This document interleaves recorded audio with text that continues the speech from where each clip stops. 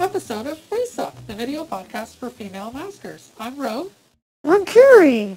We made it to our 5th episode. Can you believe it? And it's our summer episode. Maybe we should change the background. Yeah, maybe not. And now for a segment we discuss what we've been up to recently that we call Fess Up. So what have you been up to, Kerry? I have a new outfit. I actually saw this in a Costco catalog, and so I purchased it. Because I really don't like shopping very much. But after much prodding by Rogue and others, I finally bought some new shoes. So thanks for helping me get those things. I am not a fan of shoe shopping. Well, they're very cute, and you'll never go wrong with a nice pair of shoes that you can use for lots of different outfits. So what are you wearing here? So DC Comics came out with a series of bombshell versions of their heroine characters. They have Batgirl and Supergirl, and I did the Wonder Woman bombshell costume. And I liked the Selena Kyle Catwoman version, and I decided to recreate that outfit. So I had a little fun with it. There's lots of accessories to go with that outfit. I, of course, have the cigarette holder, and I made a cute little hat that has cat ears. That was also part of the original design. What is this made of? It's just a vinyl. It's a black shiny vinyl. Mm-hmm. And I didn't base it on a pattern. I just drafted my own pattern on this. The cigarette is not real. But it's great to have a fun prop. I like having props. It gives you something to do with your hands and just adds a little to the outfit. It also is a good demonstration of some of the fun things you can do to enhance your look.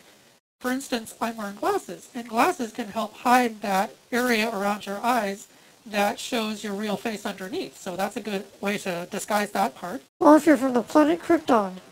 This is true. I'm also wearing a necklace, and that is helping to hide the seam between the mask and the torso piece. And so using those techniques, you can enhance your look and have a little fun with it.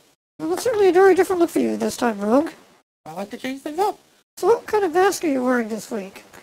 I found this mask online. I've been looking at it for a while. It was a website that had identified themselves as KNOW, K-N-O-W, and the letter U. They were selling on eBay for a while. I found their AliExpress website, and they've since kind of changed their name, but they seem to be the manufacturer of these masks. And this was their Beatrice mask. I really like it. I really like that it's thin. Other than the mask that I have made myself, the masks that I typically have found people make, they're very thick, and I think that's to make them more durable, but you lose a lot of the realism. I think having nice and thin can enhance the look and make it really nice. So I was really pleased that this one came out thin. Oh, yeah, Rogue's definitely been on a real spending spree lately, and looks like she's getting a lot of really good stuff, so good for you. Well, I also believe in supporting these companies that are making the products that we're interested in. You have to vote with your dollar. If you want to see more female masks, if you want to see more other outfits like the bodysuits available, you have to support these industries. You have to let them know that you're interested by buying their products. And when you do, they're going to come out with more of them. They're going to come out with better versions. So I believe in supporting the industry. So support Kerry. Kerry is a manufacturer. She's an artist that makes wonderful masks. And you couldn't go wrong by buying one of her masks. And now the part of the show we call Speak Up, where we answer questions that you have put in the comment section or I've seen on Facebook. So Rogue has not seen these questions. Not all for her. I'll answer them as well. But let's get started here. The first one is Irish Doll asks, maybe Rogue could talk about the bodysuit she has and the pros and cons to wearing a bodysuit. So, confession time, I have more than one. I'm up to 4. And I originally got the Femskin in 2007, one of the first ones that were ever made. Was very happy with it, but I've been pleased at the progression. And the most recent one I have is from Roiner. Very nice. It's very well done. It has silicone in the breast and very comfortable to wear. The only difficulty is because they're not gas permeable, right? You get warm and you can only wear them for limited periods of time. But they create an excellent effect. I've been pleased. I'd like to see more of them come out. I would really like to see, and as I mentioned in a previous podcast, them consider some kind of a lining, a felt lining, or something that would make it a little less difficult to put on. Usually it's a lot easier to take it off than it is to put it on. And I think we talked about it in our last episode, but you recommended using body lotion as a lubricant, not using talcum powder with bodysuits. That's right. It's a personal preference. I have tried using talcum powder. I just don't prefer it. I don't think it coats evenly and can be very messy when you try to take it off eventually. It gets all over yourself and everywhere else. So it's not my preferred method. I prefer a skin lotion because most of that lotion will be absorbed into your skin, which is good for your skin. Yeah, I don't have much experience with silicone bodysuits. I tend to prefer Lycra because it's comfortable and, it gets the effect that I want to get, but that's just me. Leather Lucy says, again, another amazing video. I'm loving this series. I'm not sure if you are interested in this, as you are very professional, but it'd be funny to see some makeup bloopers or some of the outtakes just to show that you are normal people, not these big multi-millionaire actors. We are not big multi-millionaire. I wish. No. Well, we have had some discussion about a potential gathering of female masters, whether we actually go to one or try to organize our own. We're not promising that we're doing that, but we've had that discussion. And I have shared with Kerry that if we ever did such a gathering, that would be a fun venue to show off the outtakes. We've had some fun outtakes. Trust us, there's plenty of bloopers here. There's some fun things to share, but I think we would only show them in a setting where we were, introducing elements of the show. We want the show itself to be as nice and polished as we can make it. Yeah, it kind of, the behind-the-scenes stuff kind of ruins the magic. But believe me, there are bloopers. I don't want to say, multi-million-dollar actors don't do bloopers, because that's where you usually see them at the end of movies. They have a good sense of humor about them and stuff like that. Just the concept that somehow we are multi-millionaires? Oh, I wish that were true. No, trying to prove that we are normal people. We're very normal people, except for, our choice of creative expression. Yeah. And believe me, we make mistakes. Jenna Joviani says, as someone who's been interested in female masks for nearly 20 years, I've seen the state of art evolve from doll-like latex hoods into very realistic, sometimes undetectable silicone models. How do you think or hope they will develop in the next 20 years? So I have a theory about the acceptance of silicone masking. And I believe the problem that people have with it is that it just doesn't look realistic. It doesn't look good. That's been the issue. When I've seen comments, most people have just rejected it out of hand, saying, it just doesn't look good. I'm not convinced.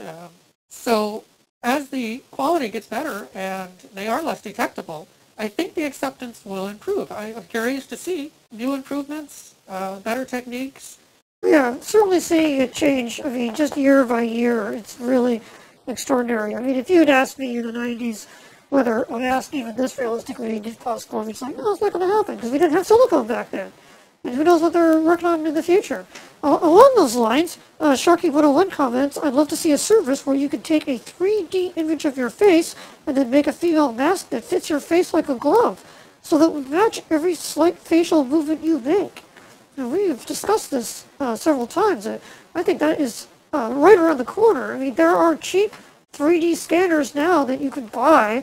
They're not, a couple $100 for one, and certainly 3D printers are getting cheaper and bigger all the time. And with that, you can create a bust, and then you can be able to build out a mask from that. And so, certainly there's a time to come here where everyone will have custom-made masks made to fit you, or this one-size-fits-all model that we have right now. And I'm kind of surprised that somebody hasn't already done that, but 3D printing is definitely the wave of the future. Indeed. We're both looking forward to that very much, and I would like to see that be accessible to the home market. But I think, like you mentioned, eventually it will be a professional artist who starts making and selling these. I haven't seen anyone do that yet, but I can see it being just around the corner. Yeah, because right now the expense is customization. You want a custom-made mask, you're paying a lot of money for it, or the one that they make, 100 of them on. But 3D printing kind of eliminates a lot of the labor. Super Dude X asks, with all due respect, what do people do when they see you in public? Well, I've been in public several times. If you're more than 3 feet away, most people don't even notice. And I think that's because they're not expecting to see a costume. If you are at a Halloween event, if you are at a convention where people are clued in that some people might be in costume already, then they're senses are a little more attuned to looking for something that might seem out of place, and oftentimes we get a positive response then. A person will come up and really be interested in what we're wearing and how we're wearing it. But in public, I've walked down the street and not been recognized, or if a person does recognize me and I see that they've made some identification, we just pass each other, and it's another day in the big city. Sunglasses can help quite a bit, because the eyes are really kind of something to give away. If you're just looking at someone's face, and if you're walking down the street, most people are looking at their phones, they're talking to their friends, they're not going to be looking right at you. But, use good judgment. We're not advocating that everyone should go out and, try to walk on the streets. There are certain areas that you may be a little less safe. It's always safest to costume in a group. If you have another person with you, you're less likely to be bothered. And kids, don't smoke. Taylor Creo wants to know, have either of you met women who are into masking? It seems to be a rather male-dominated community, just curious. Well, I know that there are genetic females who like to mask. We've heard from a few, and I don't think I've actually met any in person, but I don't go out and meet that many people, so that explains that. But there have been some people who have identified as female who have said that they enjoy masking as well. I think as the options increase and the interesting masks increase, there might be more women who are willing to try it. Yeah, I've met lots of people because I've been going to events for 20 years now, and there definitely are women who mask, and I've met a few of them. I don't met any of the really famous ones that are on the internet that you've probably heard of, but it's obviously a male-dominated interest, but there are women out there, and, it's possible to meet them. And another interesting question might be, how would you feel if a genetic female chose to wear a male mask? I think that would be terrific. I know that my own wife has cosplayed some male characters before. I don't think there should be any limitation. One of the reasons why I like to do both gender cosplay is because I don't want to limit myself. I don't want to have to say, I can only do this and live within a certain rigid structure. I like to have the freedom to do whatever I choose. Yes, of course. And finally, Su Chang Katsugi asks, how long have you both remained continuously masked, and would you attempt days, weeks, if you could? No. That's the easy answer. I wear a mask when I wish to present an outfit. It's less of a fetish for me. It's not just wearing the mask for pleasure. I am doing it when I am presenting. So if it's on camera, if it's to take pictures, if it's to be at a convention or on the street to show off, then I will wear a mask, but I don't just wear it casually. What's your record? I remember going to a convention dressed as she, S-H-I, and that was at SakuraCon. That was an endurance challenge because I was there the entire day in that outfit wearing a femskin as well. So I think that was about 8 hours. Wow. Halfway through, I did have to go lie down in my car for a bit. Did you take it off then? Just the mask, and then I put it back on. Okay, so you did take the mask off then? Yep. Alright. My record is 7 hours in one of my latex doll masks, my emerald mask, and I was in a nightclub in Montreal. So it was pretty hot, but it helped that I was wearing a very comfortable outfit, very comfortable shoes. So from my neck down, very comfortable. But I had that thing on for 7 hours, including walking from the hotel to the venue and back. I think that's the big thing. It's what are you doing in the mask that will limit, the amount of time you can wear it. If you're just sitting here talking, I imagine you can do it for quite a long time. But if you're physically exerting, if you're walking, if you're dancing, then the amount of time you can wear it is going to be limited. I sort of have an advantage on some people, which is I have a very low body temperature. I mean, some people think that I'm like one level up from a corpse or a zombie. So, I put a mask on. Well, you can't tell right now, but where I know people like, they put a mask on for 5 minutes and just sweat is pouring down them, just sitting there. So it kind of depends if you are somebody who runs hot or somebody who runs cold. And for whatever reason, luckily, I'm someone of people who runs cold. So masking and bodysuits and stuff like that, not really a problem unless I really exert myself or go out in direct sunlight. Like vampires, very bad news. Use good judgment. You would not want to pass out because you have overexerted yourself and overheated, so don't wear it out in the hot sun. Which I almost did once, also in Montreal, but that's another story. Alright, well thanks for the questions. If you have something you'd like to ask us about masking, please put it in the comment section of below, because we have a lot of fun answering those questions. Yes. And our next segment is called Heads Up, where we discuss a female mask sighting in the media. So what did you see this time, Kerry? Well, believe it or not, we were the subject of an actual scientific study in a peer-reviewed journal. I have the name here. It's the Psychonomic Society's new journal, CRPI, Cognitive Research Principles and Implications. It was a study by Jet Sanders. And what they did was they had a series of photos of faces, and they asked people if they could tell who was masked in there. And the responses depended on whether or not they had told people ahead of time whether some of the people were masked or whether they didn't tell them that. And the responses range from people getting it right to thinking that some of the people who had real faces had masks on. And it was very interesting. Certainly, though, that in a still picture like that, especially a really tiny one, you could really get away with murder. You know, what Rogue and I are doing here, talking on high-definition video, you know, this is the hardest barrier to hit as far as realism and getting away with, or do you look at a mask or not. But still, it's a very interesting study there. Kind of reminds me of that episode of Mythbusters, where they try to wear masks of each other and whether or not anyone can notice. And basically, I think what they found out was if you're over a certain distance away, not really paying attention, you can sort of get away with it. Right. As the masks have improved, we've noticed it's about the 3-foot rule. If you can be more than 3 feet away from a person and they're not expecting to see a mask, they probably won't notice. But it all depends on a variety of factors, the lightness of the room and how well that person knows you or the character you're portraying, or how out of place you are. If you are a person dressed like this on a city street, you might attract a little bit more attention than a normally dressed person. What have you seen recently? I have a couple things to share. I've been a fan of Terry Gilliam, the director, for many, many years now, and he finally released his magnum opus, The Man Who Killed Don Quixote, the film that he's been trying to make for 30 years. It's a wonderful movie. If you're a fan of Terry Gilliam at all, if you've liked Brazil, if you've liked Time Bandits, go see it. It'll be on home video soon. But there was a female mask near the end of the film. And this isn't a spoiler, it's a brief scene, and it doesn't really ruin the plot to say that there was a brief unmasking in that movie. So worth checking out. Oh, cool. Yeah, I've been a fan of Terry Gilliam, well, going back to Monty Python, but certainly with Time Bandits. And I remember one time when I was visiting you, and you went off to work and said, "Here, watch my Laserdiscs," and you had the Criterion Brazil set. And it had 4 versions of Brazil on there, including this really terrible TV version. And commentary tracks by Roger Ebert, and, you know, it was just great to see all that stuff. So I've been a big fan of Terry Gilliam. I wish I'd seen The Man Who Killed Don Quixote. It had like a one-day theater run, but I missed it. But I do want to catch up with it and see it.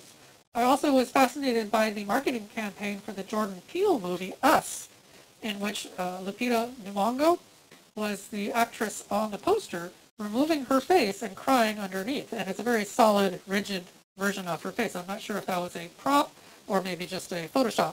But well done.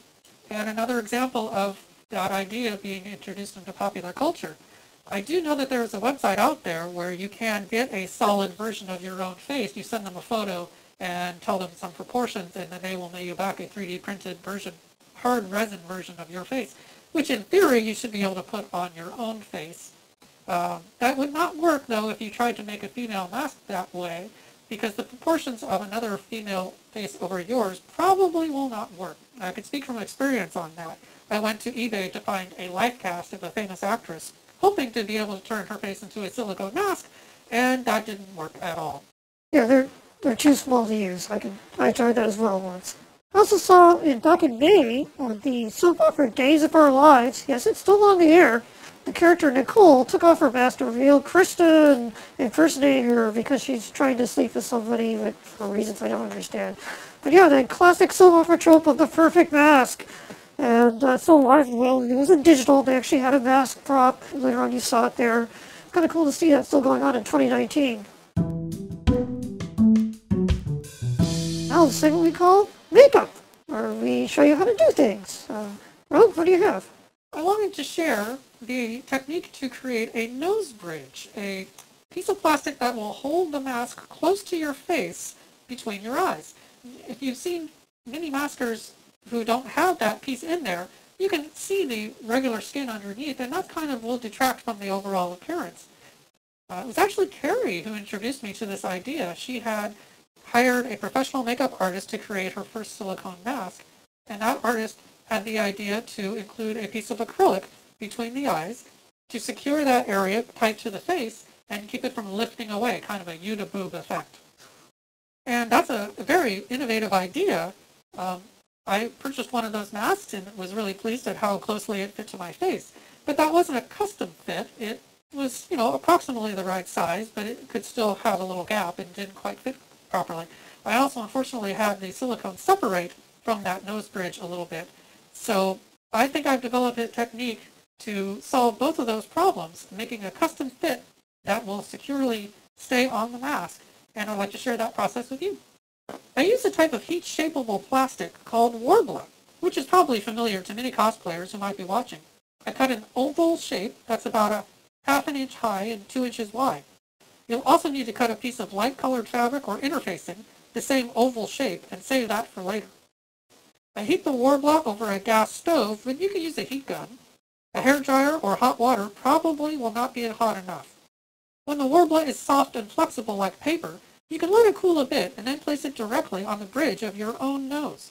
It will be warm, but it shouldn't burn you unless you didn't let it cool down first. This will give you the perfect shape to fit inside of your mask. Custom fit to your face. Let the Warbler cool until it's hard again, and then get your piece of fabric ready. The fabric goes on the outside of the bridge, between the Warbler and the silicone mask. This gives the glue something to grip onto for a tight fit that won't separate. It also helps hide any hard edges from the Warbler that might show through. I attach the fabric to the Warbler using an instant glue. Apply the glue to the nose bridge and to the fabric and then hold them together with clothespins until they're dry. You're now ready to insert the nose bridge into your mask. The glue that I use for silicone is clear GE Silicone 1 caulking, available at most hardware stores. Obtain Silicone 1, as Silicone 2 is a different product and may have a different result for you. Apply a generous amount of the silicone glue to the nose bridge and to your mask, but don't overdo it. Press the nose bridge into the mask and then secure it in place using clothespins through the eye holes. Allow the bridge to dry for at least a good hour, and then you should be ready to remove the clothespins and wear the mask again. Incidentally, this silicone caulk can also be used for repairing any tears in your silicone mask as well. The kind of glue I use is Silfoxy that I get from Reynolds Advanced Material. It's specifically made to work on their silicones, and it's great because it has a working time of about 5 minutes and cures in 15 completely. That's 1-5, and then you can use it however you want. And I use that to glue in the nose pieces I do, zippers, and if I have to make any repairs. So it's entirely optional. You can use either product. I have found that the GE silicone is less expensive and you get more of it. And the cure time maybe is slightly slower, but otherwise it seems to work the same way. And Rogue's giving me a little sample of Warbler, and I happen to have a mask that I've been needing to put a nose bridge in there. So I'm going to try her technique and see how it turns out. As you can see, I also install zippers in all of my masks to help custom fit them to my face. And in the next podcast, I will demonstrate that process as well. Yeah, this mask has a zipper in it because I did customize it to my face, so we'll talk about that later. And now our next segment is our most popular segment, Show Up, where we recreate something from the media.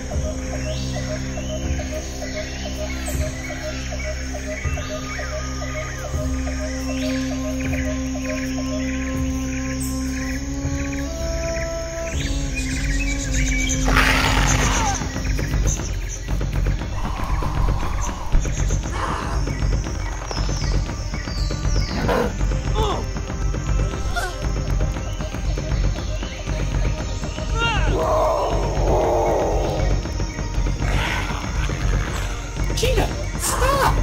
I'm not here to capture you. I need your help. And now for a segment about the making of that video, all dolled up. And my guest this time is Wonder Woman. Welcome! Thank you. Thanks for having me. Tell us about the making of that video. When the first Wonder Woman movie came out, I made this outfit to go out with some friends to a convention and celebrate Wonder Woman. There were about 10 of us who went through a convention. I've always been a fan of the very animated, cartoony style of Wonder Woman. Not quite Super Friends, but 70s style, and this was based on some of those images. Also, kind of a George Perez. He did some of the classic Wonder Woman styles that I liked. The one thing that I did, which was a concession to the movie, was I did make a glowing lasso. These are LED lights. I'm not sure if they'll pick up on camera, but my lasso actually glows. You'll take my word for it. They do actually glow. And your hair is kind of blue. Yeah, so in the comics, Wonder Woman's hair actually looks blue. It's partially because they wanted to make black hair look like it has some highlights. And so they use a blue ink with the hair. So I actually picked a blue wig, which under certain lights will do the highlights the same as the comic did. Yeah. No, it looks really good. And I heard, of course, they're making a sequel, and was very excited to hear that Cheetah was going to be the villainess in this new movie. So I was curious to see what type of cheetah they were going to come up with, which version of cheetah or what costume. And I thought, well, I'll see what they do. I've always wanted to make a cheetah of my own. Maybe I'll make their version, or, maybe I'll make my own. It's almost a year out. It'll be June of 2020 that movie comes out. And they haven't released what the new cheetah will look like as of this recording. Probably as soon as we're done finishing recording this, they're going to announce it. But anyway, I've decided to go ahead and make my own cheetah based on a version that I liked. And then I had an idea for doing the feature that you just saw. In that video, that's me doing both Wonder Woman and Cheetah. Yes, I'm behind the camera on this one. Interesting to point out that as of this recording, that costume doesn't exist yet. I have made a commitment to Kerry that I will have that costume ready in about 1 month's time when we're going to record the video that you just saw. Oh, it's a wibbly wobbly, tiny wavy stuff. I don't understand it. Of course, I don't know anything about Cheetah at all. I just remember her from the old Super Friends cartoon. As far as I know, she's just a chick who wears a cat costume, and, her superpower is being really catty. Well, she's a little bit more than that. She's an incredible athlete. She has superhuman strength and abilities. She can go toe-to-toe with Wonder Woman in a fist fight. And her claws have actually been shown to pierce Superman's skin. So that's a real threat. Oh, that's great ability, man. I'm not sure if you can do that. So, alright, props to Cheetah then. And looks like you're wearing a bodysuit underneath. Yes, this is a full silicone bodysuit, arms to ankles. And I can only wear it for a limited amount of time because they get hot, especially under these hot lamps. But I really think the look is good. It's kind of funny. I have sometimes told my customer friends, you have no idea what I have to go through just to look naked. Okay, well, thank you, Wonder Woman, for coming by. I guess you have to go off and make your next movie, which we're not going to see until next summer. But I'm sure we'll really enjoy it. So, thank you for coming in. Thanks for having me. And now we're fortunate to have an interview that Kerry conducted with a member of the female masking community, Celia. Hey, we're here with Celia. Welcome. Tell us a bit about yourself. How did you get started in masking? Hi Kerry, hi Rod. Well, I began my masking activities since maybe 25 years ago. How many masks do you have? I think I have 3 masks of girls and maybe one of a man. What kind of looks do you go for? Do you cosplay the costumes, or street clothes, or sexy stuff? What do you like to do? I really enjoy to be just a normal girl in a normal day, in everyday life. So I don't have a perfect outfit, I don't have something I really love. I love to be like today, a schoolgirl. Maybe tomorrow I will be making sports, in sports outfit. Later tonight I want to be dressed with an evening dress. So I have many ideas and I love to play these different characters. Do you feel like you become somebody else when you're masking? Yes, completely. I am not the person inside anymore. When I put on my mask, the entire suit, for me, I'm truly a real woman. I'm not the person behind anymore. Have you ever been out in public masked? And if so, what kind of reaction did you get? Well, yes, I already was outside in the town, in the weekend, of course, Saturday or Sunday, and I was dressed like a normal woman. It was a very, very good experience. Do you ever mask with other people? Yes, I had the chance and the opportunity to meet other maskers, but in France, you have to know it's difficult because most of maskers here want to stay anonymous, and they're pretty shy to share these hobbies to others. What's your favorite thing about masking? I think it's the possibility to become someone completely different, with a body completely different, but also a mind, things, and feelings. All for me is completely different. When I am Celia, I am not the person inside anymore. Where do you see female masking going? My greatest dream will be to see much more maskers, not only in France, but everywhere in the world. It could be really wonderful if we could meet all together in some place. Okay, thank you very much. Thanks, Celia, for joining us. If you'd like to be interviewed in a future show, please contact me and we'll try to work something out. I'd love to hear from people all over the world. Well, time is fleeting, and it's time to wrap up another episode of Fess Up. I'd like to remind you that you can go to my website, maskon.com, and click on the links there, and you can find masks for sale like this Jessica mask I'm wearing, or the latex mask that I've been selling for 24 years. Oh my gosh. So please support me if you get a chance. Anyway, thanks for watching this show. It's been a lot of fun. When's our next show going to be, Rug? When we get it done, which might be in the fall, but we can't say for sure. That's right. So please don't ask, but it'll happen when it happens. I'd also like to say, if you are in the Seattle or Washington area and you'd like to help with a filming of one of these podcasts, please drop us a line. We'd like to meet you. We are a two-person operation, but maybe if we have more crew, we can get these out a little faster. The glamour and craft services are not to be believed, because there isn't any. Okay, well, we appreciate any help if you want to give it to us. So anyway, thanks for watching. We really do appreciate it, and we'll be back soon enough with Face Up. Bye for now. Bye-bye.